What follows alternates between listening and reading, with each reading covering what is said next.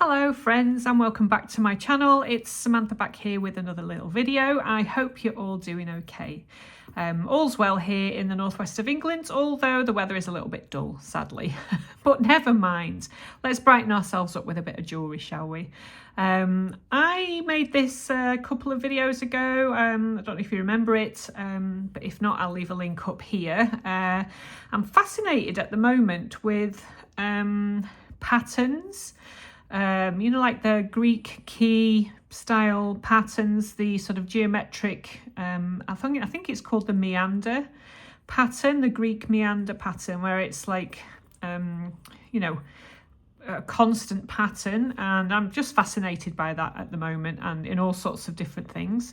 And I made this guy here, and a variation on a theme which we're going to do today is this guy here, which I have been faffing around and playing around with. Made these little units, which I thought would be really nice in a necklace. Better for a necklace because of the way that it's constructed. So we're going to just have a look at making these little components today. And I've made a little chain with, you know, the same beads and a few jump rings, etc. All right, so we're going to have a look at how to do this one today. All right, so let's have a look what materials we need. As usual, pretty much the usual suspects, as I call them. So for this particular one, I'm actually going to be using 1.25 millimeter bare copper wire. This is soft, and 1.25 I think might be 16 gauge, but I will just double check. I'll just have to stick that out of camera really because it's a big old thing. Anyway, this wire here. All right, so you're also going to need some flush cutters. You're going to need a 6-step bell making plier, or indeed your round nose pliers, and your very favourite tools. Let's have a think. I use these guys here, just these are my favourite ones, my chain nose. And what else are you going to need? You're going to need a ruler, just so you can measure out some lengths of wire, and you're going to need a flat nose plier. Mine is 4 millimeter tipped. Okay, so if you wanted to replicate exactly the same size, then mine has a 4 millimeter tip on it. Okay, and you're going to need some beads. I've used 6O seed beads for this guy here, but you can use absolutely anything you like. And I'm using 0.8, which is 20 gauge, to make the little beaded you know, sections of the necklace. All right, so I'll clear all this away and we'll go ahead and we'll make this little pretty thing here. All right, so I'll see you in a few. And we're back. All right, so the first thing I would do is to make these little component units all at the same time. I think personally that when you make the same of something, there is a consistency with you know, with what you're doing. So, but that's up to you. I mean, you know, but I would make all of these all at once. So I've used 7 because it sits around my neckline nicely with the 7. You can make as many as you like. But obviously just do what you like, you know, like I always say, you do you and the world is your oyster, that kind of thing. So let's go and make some of these. Okay, so the first thing that you're going to need is to bring in your 1.25 wire. Again, I think that's 16 gauge. I will just double check and just give it a little bit of a stretch out. I'm going to move this out of the way because I'm not sure if today's light is causing problems with my camera focusing. So if I move things out of the way, that'll help, won't it? So you're going to need, for each one of these guys here, it takes 11 centimeters of wire, which sounds extremely specific, but obviously there is a reason for that. So as I've been making these, I've kind of worked out the lengths, that kind of thing. So I'm just going to flush cut the end and we'll take 11 centimeters of wire. And I'll work out what the inch equivalent to that is in a second, if you just bear with me. Just cut that there. Let's get rid of that big spool because that's just a big old guy.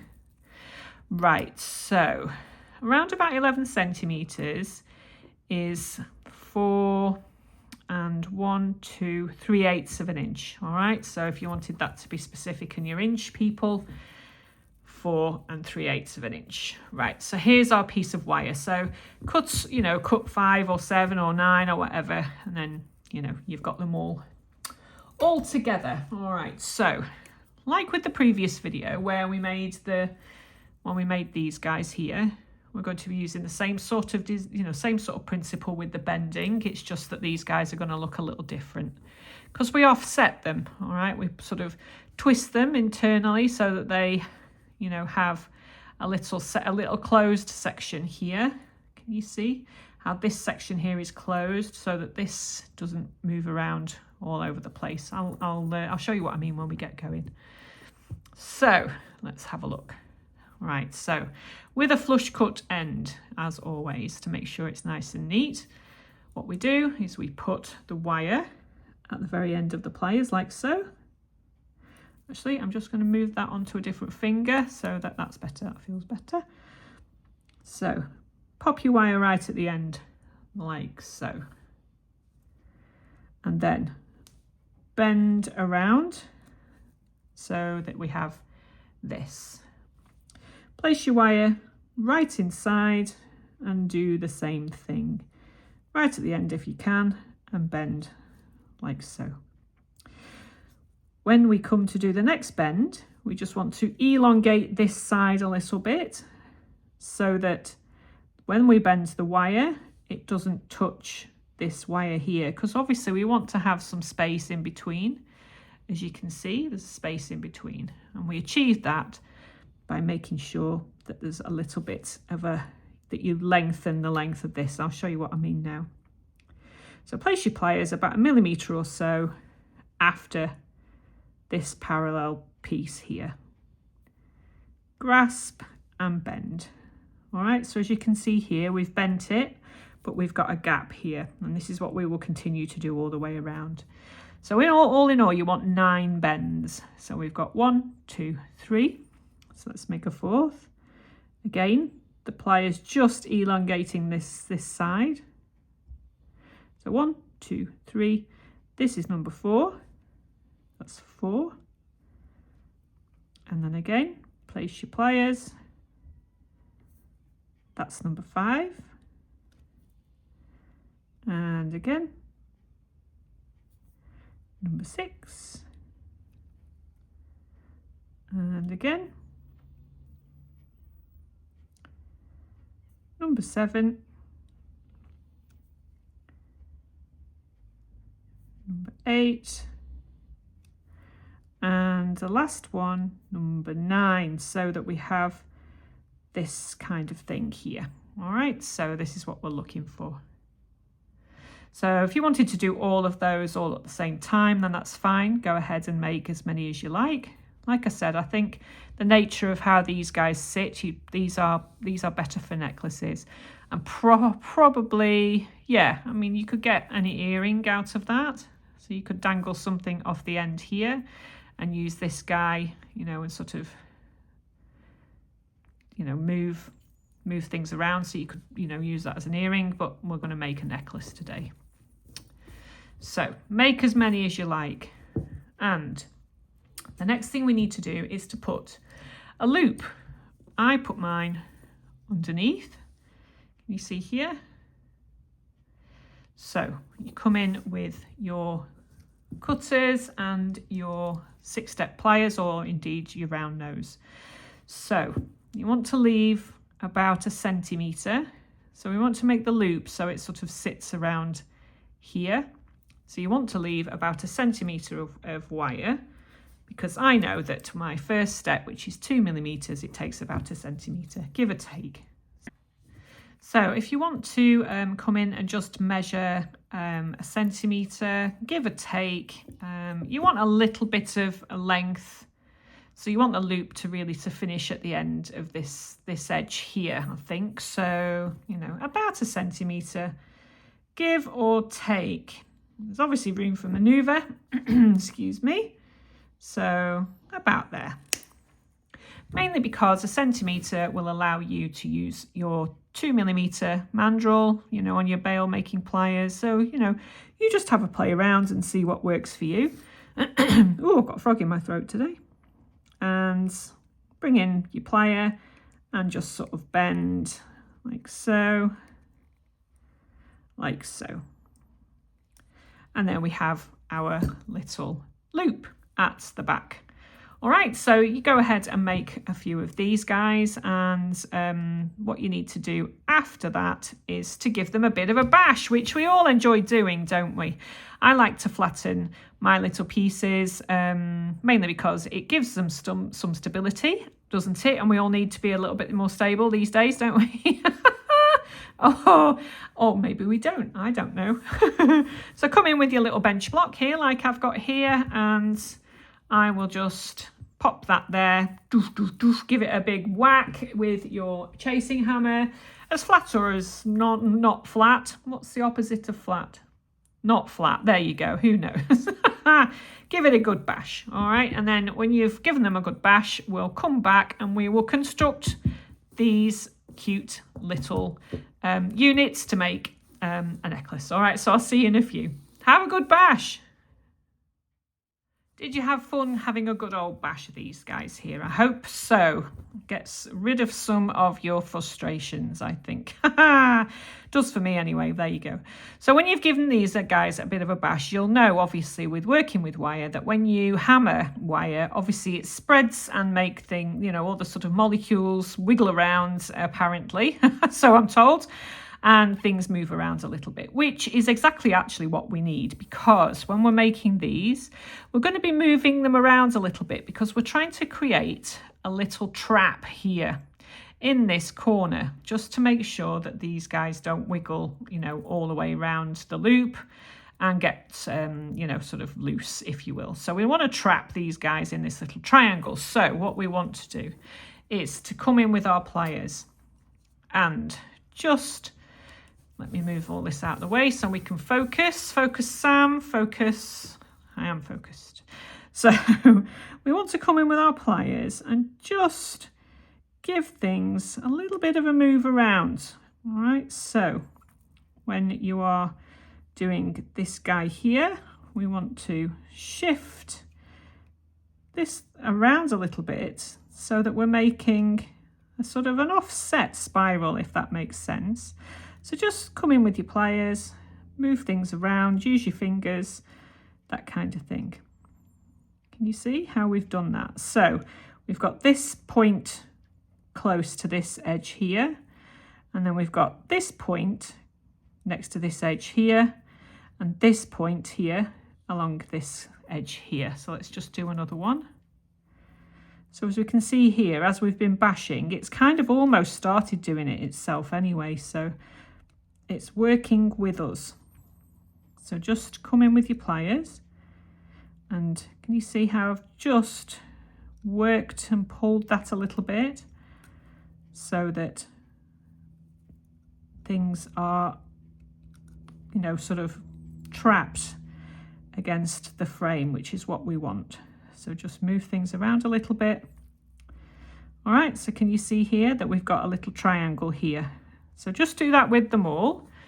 And it's, you know, it's a good way of just practicing messing about with your wires and, you know, how manipulation will make it work, that kind of thing. So can you see that we're just creating little triangle traps here in each corner? So we'll come back when all of these are done. All right, so I'll be back in a few.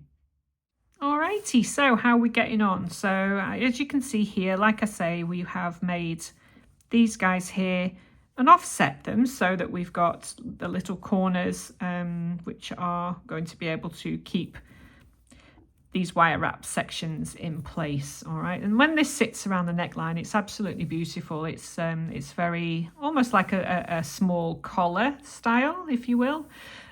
So all you need to do now is to come in with your, I mean, you can use 18 gauge if you want. I'm using 20 just because it looks a little bit more delicate. So you just, you know, cut off and do some wire wrap loops essentially.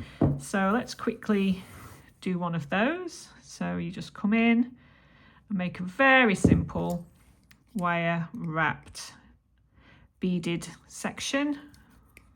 We know how to do these, don't we?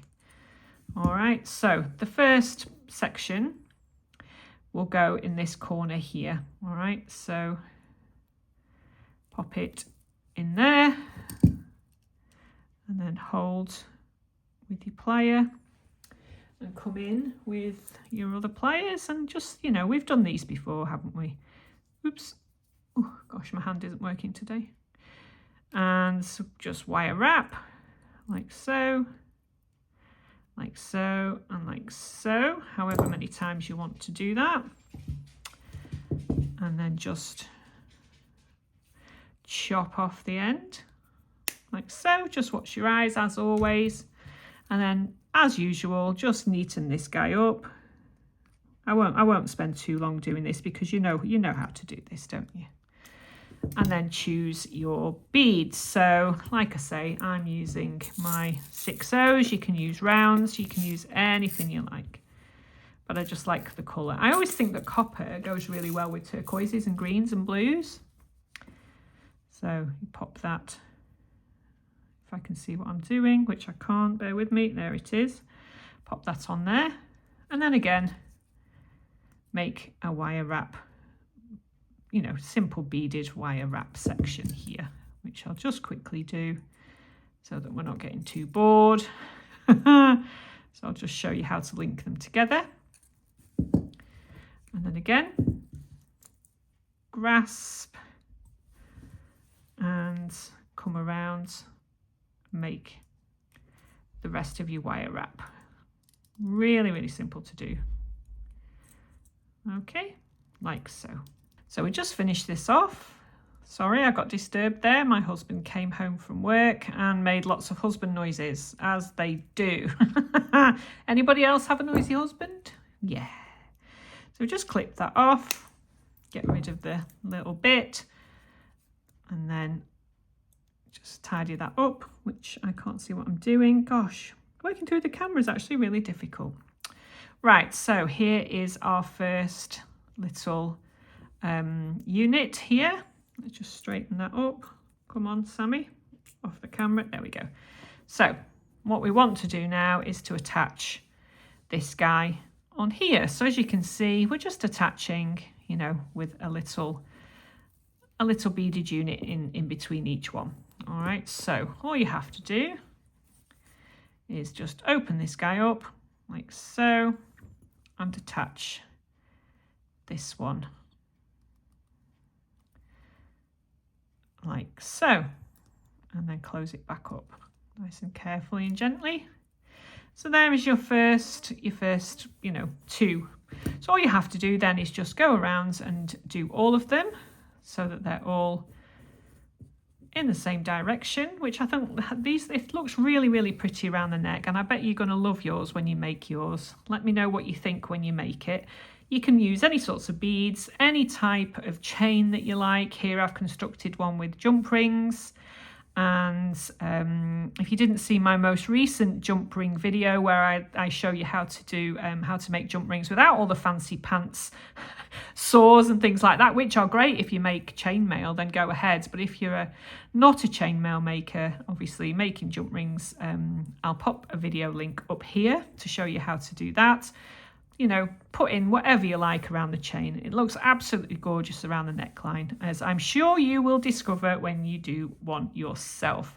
Let me know how you get on in the comments, guys. I love to hear from you all of you around the world. If you want to join our lovely happy band of jewellery makers and faffers, then you can join my private Facebook group, and I will put the link in the description. I also have just set up a Patreon.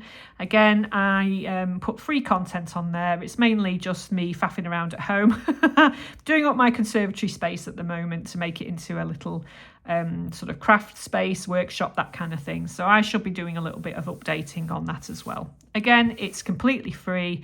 If you choose to upgrade to support me and my ramblings and my faffings, then that is entirely up to you. You're under no obligation, but it would be lovely to see you over there. All right, so have fun with this, and I will stop faffing now and stop waffling and prattling and wittering, and I will see you in my next video. Have a lovely week, and I'll see you soon. Thanks for watching.